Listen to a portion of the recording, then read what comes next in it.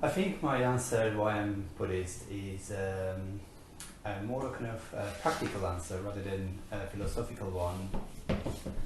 And looking back to my life, it would appear to me that in order to I'm going to use this very bold word, survive maybe, I had to choose a different path. A path which would prevent self-destruction.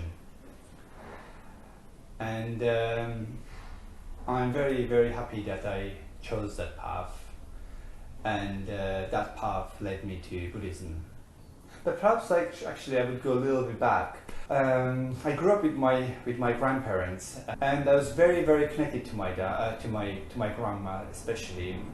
She was us mom for me, maybe a little bit even more. I was 12 years old, maybe even 13, 12 years old when she died. I remember kind of that period very, very vividly, because that was the first time, 12 years old, I was encountering with death, which was so painful that I can't really describe. And I think I was left dumbfounded in a way, kind of having removed this person from my life. I was just a bit kind of like, what is this? Why is this happening? I just started searching for answers. What is death? What is life? How come that people come, give us their love, and suddenly they are kind of ripped out from our hearts? And where are they? What happens to them? So fast forward, I had a very kind of troublous youthhood or teenage years. The sexuality was kicking in.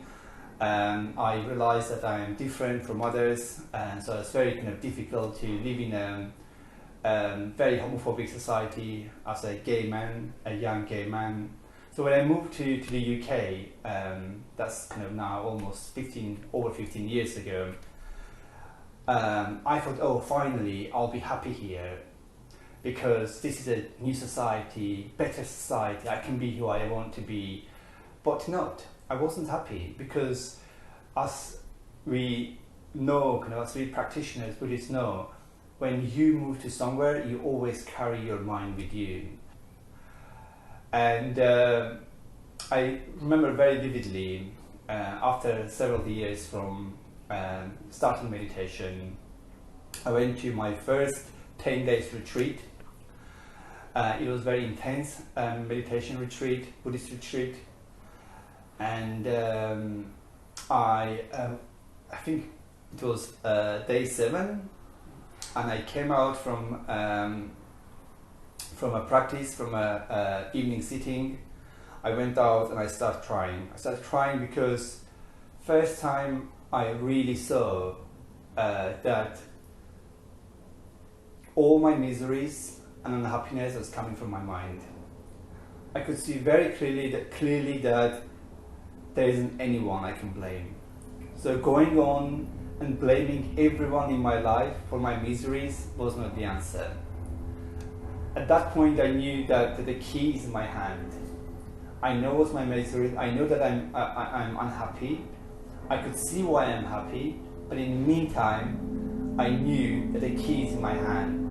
I think how Buddhism relates to my life is kind of, in a way, kind of it becomes your life. It's not separate from your life. It's not kind of sort of getting good at playing tennis. Oh, I have kind of my tennis, I'm really good at playing tennis, and then I have my other life. It's not like that at all. It's just kind of like it affects your life around you, all your life, including playing tennis, including anything that you do in life. One of the main attraction to Ratna Buddhist community for me was this openness towards sex and sexuality. I remember when I started going to LBC, and at the time I wasn't really kind of out myself. Some of my friends knew about my sexuality. With some of my friends, I wasn't really brave enough to be open. And I just realized that some of prominent teachers, some of the big teachers there, were so open about their sexuality. And I remember sitting there and saying, wow, this is so great. If people on their level can be so open about their sexuality in this context, so what's wrong with me? Why I can be open also? Why I can be kind of open and honest about my sexuality? And as much as I got to know teachers and people in a center, I just realized that it's just not a thing. As if you would say, well, I was hungry, I'm eating food. When I'm hungry, I'm eating food, And people are just like, okay, you're hungry, eat food. It was very easy. And also I kind of recall I was at the Mitra study group for 4 years with Yanavatra, and then when we had a conversation, I remember Yanavatra once said that Buddhism does not have a view on sexuality. Doesn't matter what sort of sexuality is it, or what sort of sex you like, as long as it's consensual, as long as no one is hurt. The Ideal by James Fenton. This is where I come from. I pass this way.